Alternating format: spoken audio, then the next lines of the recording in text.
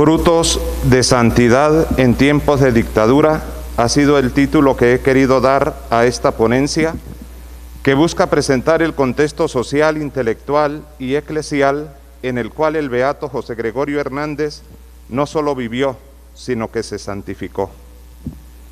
Y tener solo 15 minutos para dar respuesta a esta encomienda me ha obligado a ofrecer más texto al pie de página que en el cuerpo del trabajo. El antecedente inmediato al nacimiento de nuestro beato fue la guerra civil que duró 5 largos años, desde 1858 a 1863. Y no fue que los caudillos hubiesen pactado la paz y terminado la guerra. Lo que se les terminó fue la pólvora. El país estaba arruinado y devastado, y la población diezmada. En esta Venezuela nació nuestro beato un 26 de octubre de 1864. A causa de la guerra, la vida escolar rozó los bordes de la inexistencia, y seguro que por esto, junto con su revelada inteligencia, hizo que José Gregorio fuera enviado por su padre en 1877, cuando tenía 13 años, a Caracas, para que bajo la dirección de preceptores privados perfeccionara sus conocimientos. 3 escenarios para contextualizar. Nuestro beato vivió sus primeros 24 años de vida en los tiempos de los caudillos federales, los 13 primeros en Isnotú y los otros 11 en Caracas como estudiante. ¿Cuál era el aire que se respiraba en la Venezuela de este tiempo? En lo político, después de la guerra civil tomaron el poder los caudillos federales. El momento estelar lo ocupó Guzmán Blanco, quien gobernó desde 1870 a 1888 sin tolerar ningún opositor. Suerte tuvieron los que huyeron al exilio. La mayoría fueron ejecutados y los más favorecidos encarcelados. La voluntad de Guzmán era la ley. Los positivistas, que consideran la filosofía y la teología como saberes superados, con la máxima de orden y progreso, sedujeron a una sociedad que había perdido toda perspectiva de futuro. Se da un pacto entre liberales y positivistas con 3 objetivos: relanzar la inmigración europea para reconfigurar la raza mestiza, impulsar la educación para el amaestramiento de la población y usar la fuerza para someter a los indómitos, con la finalidad de poder así pasar a estadios más elevados de la evolución. La Iglesia fue blanco común de positivistas y liberales. Unos la combatieron con las ideas, los otros con la fuerza. Inician con lo que Fernández Jerez llamó desteologizar la enseñanza en todas sus estructuras, y desde el poder se desató la más brutal y cruda persecución contra ella.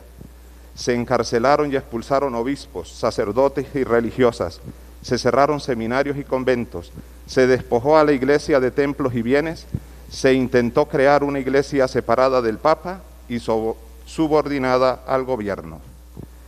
El pacto dio un paso más: refundar la República siguiendo el estilo pseudo-religioso de la ideología bolivarianista, un fundamentalismo que nada tiene que ver con la persona y el pensamiento de Bolívar, sino una manipulación del Libertador y de sus ideales. A lo largo de estos 24 años de caudillos, el fanatismo y autoritarismo había adormecido a casi toda la nación. Por esto, algunos liberales y positivistas consideraron que era necesario el regreso a la recta ratio política en la conducción de la República. Y eso fue lo que buscaron hacer los caudillos legalistas a partir de 1888. Segundo escenario: el mismo año de 1888, en el que tomaron el poder los legalistas, José Gregorio se estaba graduando como médico. Y así se abre un segundo escenario en la vida de nuestro beato que abarca 11 años. ¿Cuál fue el ambiente político, intelectual y eclesial de este segundo momento? Políticamente se inicia una transición con Rojas Paul, el cual ante el cuerpo diplomático en enero de 1889, manifestaba la necesidad de sustituir una generación guerrera y combatiente por una civil, pacífica, educadora y tolerante. Los legalistas se mueven principalmente con el objetivo de restablecer la legalidad e impulsar la educación en todos sus niveles. En efecto, en 1891 se crea la Universidad del Zulia y en 1892 la Universidad de Carabobo, primeras universidades creadas en toda la era republicana. También son enviados venezolanos a realizar estudios en el exterior. En 1889, nuestro beato viajaría a Europa para realizar estudios superiores. Incluso fue comisionado por el gobierno para gestionar la adquisición de equipos médicos y material bibliográfico para impulsar los estudios de medicina. Los positivistas, por su parte, buscarán superar el cientificismo materialista y manejar con mayor sentido social sus ideas, y avanzan a una fase que algunos han llamado etapa de ablandamiento. Al entrar en contacto con ideas más humanistas y menos darwinianas, abren nuevos horizontes. En 1891, Rafael Villavicencio lidera una reforma educativa. En 1894, Luis Racetti promueve la reforma de los estudios médicos y Alejandro Urbaneja reconfigura los estudios de ciencias jurídicas. Además, para superar cualquier manipulación ideológica de la historia y de la memoria del Libertador, en 1888 fue creada la Academia Nacional de la Historia. La Iglesia había manifestado reiteradas veces la necesidad de superar el radicalismo tanto en materia política como ideológica y de unir esfuerzos por el bien de la patria, y se incorpora a la reconstrucción de la nación especialmente en tres frentes: salud, educación y misiones. En efecto, en 1889, las hermanas de San José de Tarbes son llamadas para atender el Hospital Vargas. En 1893 son llamados los salesianos para reactivar la Escuela de Artes y Oficios. Y en 1891 regresaron los capuchinos a las misiones, un sector que debido a las lecturas darwinianas había quedado solo, no solo en el abandono, sino introducido en una espiral de genocidio. Uno de los aspectos de mayor relieve de esta época fue la fundación de congregaciones religiosas de origen venezolano. En 1889, las Hermanitas de los Pobres. En 1890, las Hermanas Franciscanas. Y en 1896, las Siervas del Santísimo Sacramento. Y aunque la sociedad pacífica, educadora y tolerante proyectada por los legalistas estaba caminando, tropezó con los problemas económicos generados por la enorme deuda, tanto interna como externa, y sobre todo con el vicio del caudillismo. Y se abrió paso la revolución liberal restauradora con la que los andinos tomaron el poder. Y el tercer y el último escenario lo ubicamos entre 1899 hasta aquel 29 de junio de 1919, Dies Natalis de nuestro beato. Los iniciamos en 1899, no solo porque se abrió un nuevo capítulo en la historia de Venezuela con la restauradora, sino sobre todo por el hecho que en este periodo de tiempo nuestro beato muestra con más decisión su inclinación por la vida religiosa. En efecto, en el mismo año de 1899 se incorpora a la Orden Franciscana Seglar, y más adelante, en dos ocasiones, la primera en 1907 y la segunda en 1912, busca abrazar de lleno la vida religiosa. ¿Cuál fue el ambiente político, intelectual y eclesial de este tercer momento? En el plano político, si el visionario fue Castro, el estratega militar fue Gómez, quien va acorralando en campo de batalla uno por uno de los caudillos opositores. Aunque la cuestión interna llegó a consolidarse un poco, no sucedió lo mismo con las potencias externas, las cuales reclamaban a Venezuela el pago de las deudas contraídas desde la independencia. Y cuando en 1902 esas potencias cercaron militarmente al país, Castro lanza su famosa proclama, la cual tuvo como resultado que muchos venezolanos se alistaran para hacer frente a aquella agresión. y nuestro beato, a solo 2 días de la proclama, acudió y se alistó. Pero a Castro se le fue agotando el liderazgo.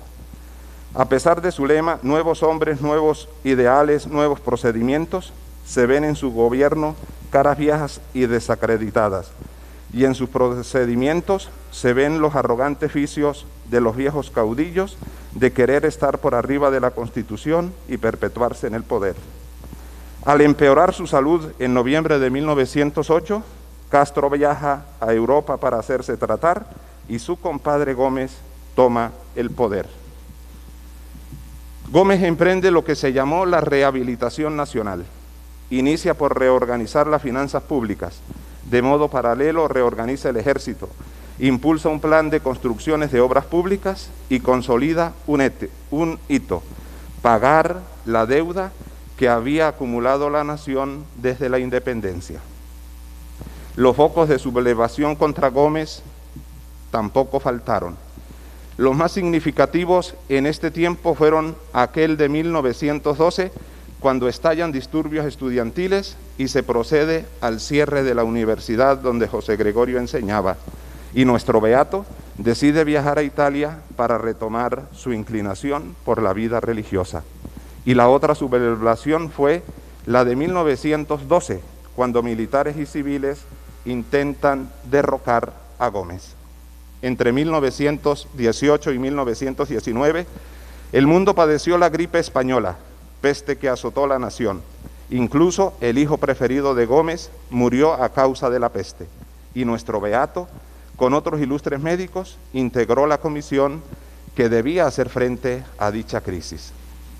A nivel intelectual, Gómez se hizo ayudar de hombres de fama y reputación, unos venidos de la Escuela Positivista de la Universidad Central y otros venidos del Colegio del Sagrado Corazón de Jesús de la Grita, donde se habían formado los andinos, que fueron llamados las luces del gomecismo.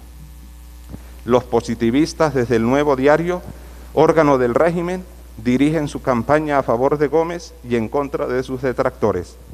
Sobresale la figura de Laureano Vallenilla Lanz, quien en 1911 apuntala y publica la teoría del gendarme necesario, partiendo de las tesis de la evolución ascendente de la sociedad, y justifica la dictadura del tirano honrado como etapa necesaria para imponer el orden, asegurar el progreso y consolidar la verdadera libertad. En 1919 retoma la teoría del gendarmen y la apuntala con nuevas fases en su obra Cesarismo Democrático. A nivel eclesial, salvo algunos choques puntuales entre la Iglesia y el Estado, en este periodo las cosas transcurrieron en relativa calma, y tanto políticos como intelectuales reconocen el rol civilizador de la Iglesia. Hay nuevas fundaciones de congregaciones de origen venezolano.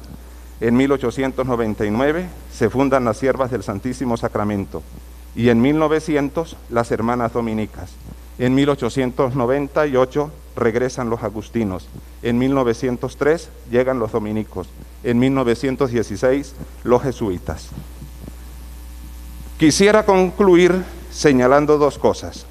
Primera, en el año 1904 los obispos ponen en marcha para Venezuela el Concilio Plenario de América Latina, y en conformidad con los desafíos que vivía la nación y el deseo de encauzar la fuerza creciente de la Iglesia, dan a la nación la primera instrucción pastoral, la cual llega en tiempos de una gran devoción por la Eucaristía que José Gregorio cultivó. En efecto, antes, en 1899, se había realizado la consagración de la República al Santísimo Sacramento, y años después, en 1907, se realizó el primer Congreso Eucarístico Nacional. Y segundo, los años iniciales del siglo XX venezolanos registra un singular hecho. En 1901, la Beata María de San José funda las Hermanas Agustinas. En 1903, la Beata Candelaria funda las Hermanas Carmelitas, y la Beata Carmen Rendiles, que fundaría posteriormente las Siervas de Jesús, había nacido en 1903.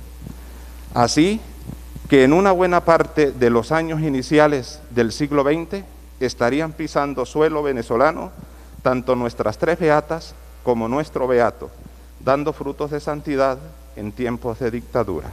Muchas gracias.